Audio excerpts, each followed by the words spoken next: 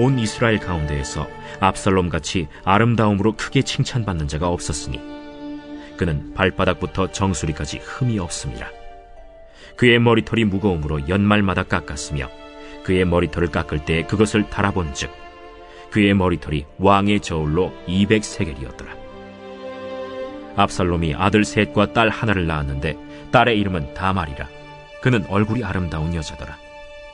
압살롬이 이태 동안 예루살렘에 있으되 왕의 얼굴을 보지 못하였으므로 압살롬이 요압을 왕께 보내려 하여 압살롬이 요압에게 사람을 보내 부르되 그에게 오지 아니하고 또다시 그에게 보내되 오지 아니하는지라. 압살롬이 자기의 종들에게 이르되 보라, 요압의 밭이 내 밭 근처에 있고 거기 보리가 있으니 가서 불을 지르라. 압살롬의 종들이 그 밭에 불을 질렀더니 요압이 일어나 압살롬의 집으로 가서 그에게 이르되 어찌하여 네 종들이 내 밭에 불을 질렀느냐?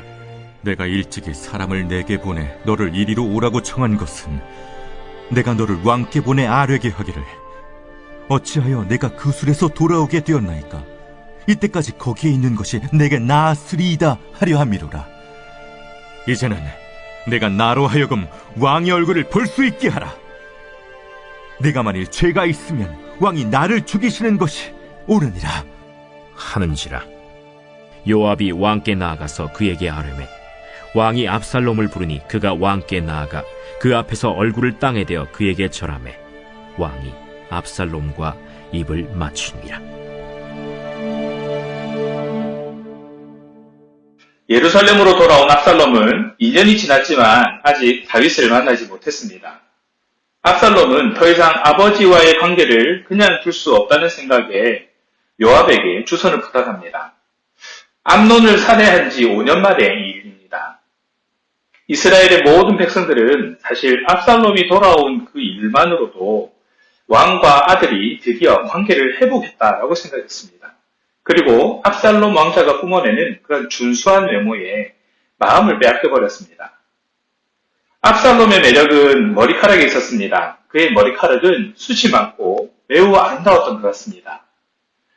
압살롬이 매년 그 가진 삭발식에서 베어낸 머리카락의 무게가 왕의 저울로 200세겔, 지금으로 치면 약 2.6kg 정도 된다고 합니다.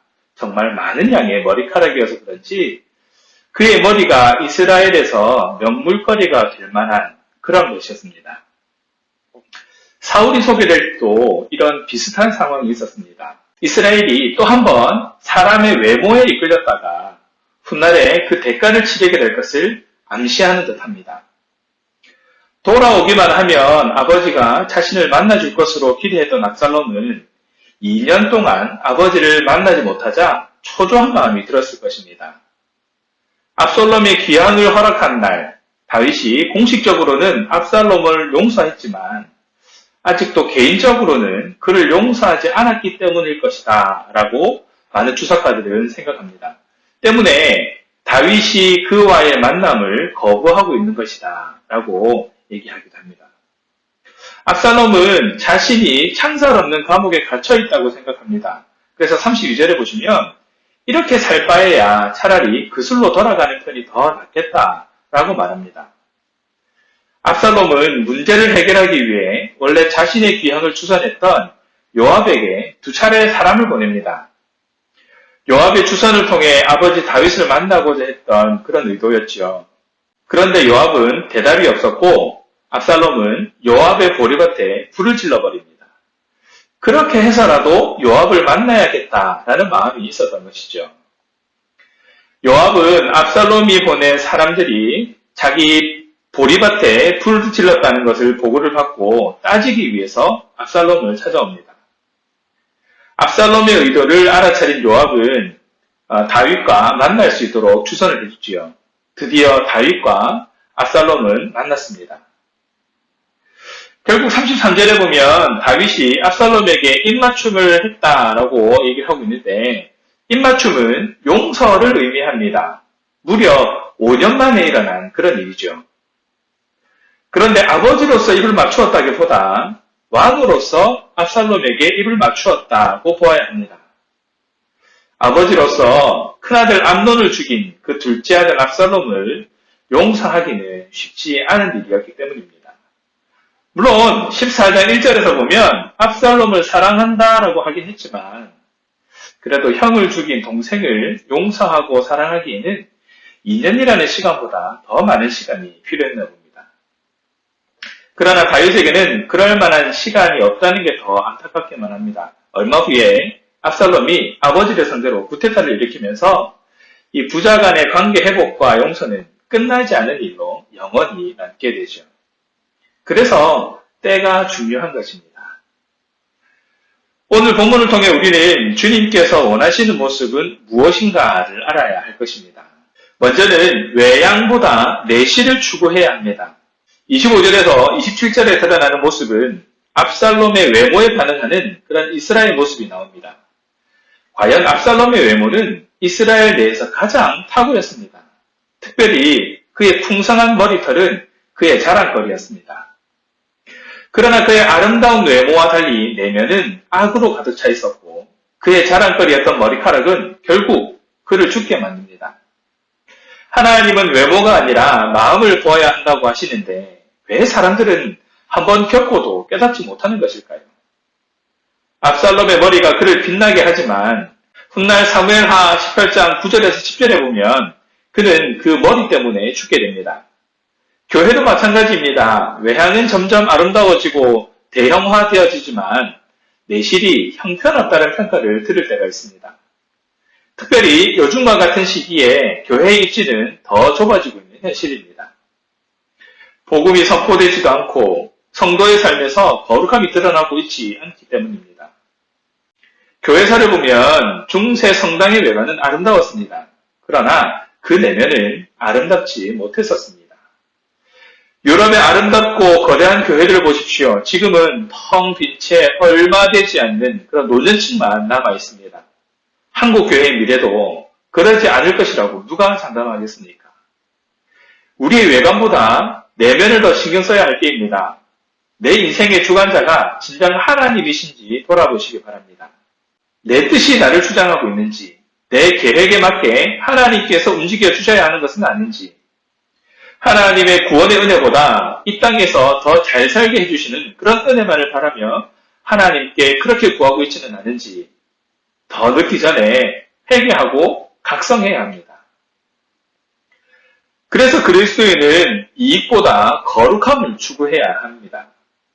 28절에서 31절의 이야기는 압살롬을 이스라엘로 다시 불러들인 요압이 순수하게 다윗과 압살롬을 화해시키려 한 것이 아니었다라는 것을 말해줍니다.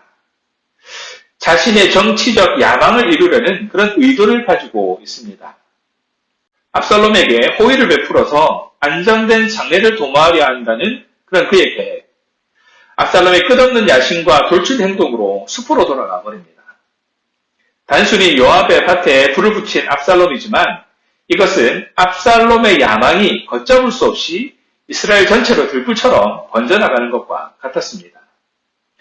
아버지와의 화해가 의도적인 것처럼 보이지만 사실은 다른 의도를 숨기고 있는 그런 요압의 야망에 압살롬의 야망이 불타 번져가고 있는 것이죠. 교회사를 보면 콘스탄티누스 대제에 의한 그 밀라노 칙령으로 기독교가 국교로 공인됩니다. 그러면서 많은 유력인사와 재물이 교회로 들어왔습니다. 그러나 오히려 교회는 그것으로 인해서 거룩한 모습을 상실해갑니다. 우리는 이러한 문제 앞에서 고민을 하지 않을 수 없습니다. 거룩함보다 이익을 앞세우고 있지는 않은지 돌아보고 또 점검해봐야 하는 것입니다. 하나님을 따르는 삶으로 거룩함을 추구해야 합니다. 말씀을 따르는 삶으로 거룩함을 추구해야 합니다. 그러기 위해 하나님을 온전히 인정함으로 거룩함을 추구해야 합니다.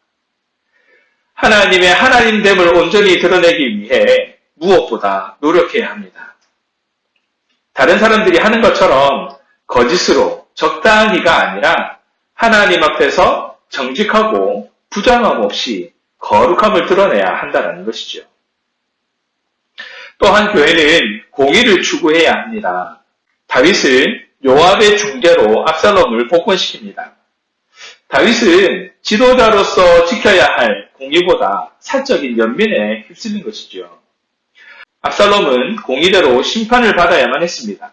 그러나 다윗이 그를 사랑할 까닭에 그러하지 못했습니다. 다윗의 잘못된 결정으로 하나님의 백성들은 기준을 상실하고 큰 위기를 맞게 됩니다. 오늘날 교회는 어떻습니까? 교회의 외적인 표지인 권징과 치리를 신실하게 행하고 있습니까? 권징과 치리가 사라진 교회는 순전한 교리와 건전한 삶을 찾아보기 어렵게 됩니다.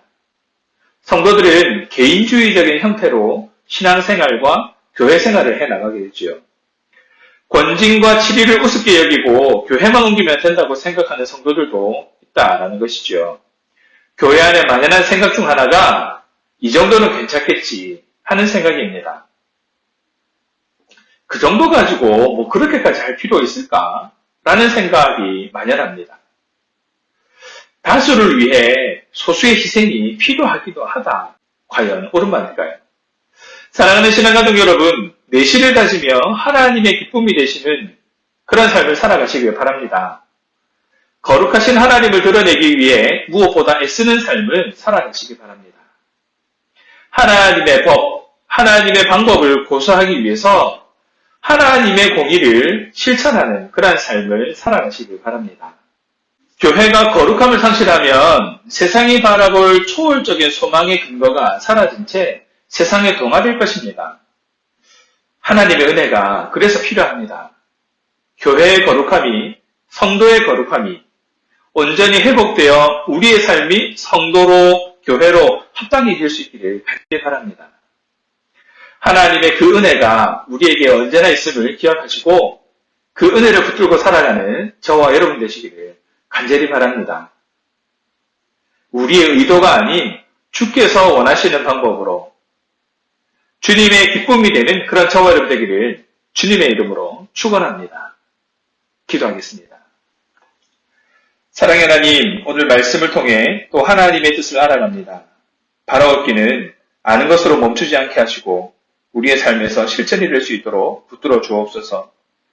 그런 척하는 삶이 아니라 내면이 건전하고 바른 신앙을 가질 수 있도록 하나님의 것으로 채워주셔서 더욱 하나님 보시기에 부족함이 없는 그런 삶을 살아갈 수 있도록 주장하여 주시옵소서. 우리의 믿음의 결단이 그 인도하심을 따라가는 것이 될 수 있도록 주장하시고 하나님의 거룩함을 닮아가는 삶으로 거룩함을 드러내는 삶이 되게 하여 주시옵소서.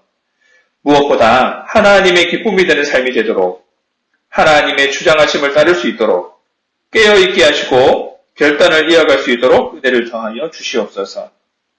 세상을 향해 잣대를 드러내기보다 하나님의 기준을 내 삶에 두고 공의로우신 하나님을 따라 사는 삶이 되게 하여 주시옵소서. 주께서 하시는 일을 신뢰하고 믿음으로 따르는 삶이 되도록 주장하여 주시옵소서. 감사합니다 주님, 우리 주 예수 그리스도 이름으로 기도합니다. 아멘.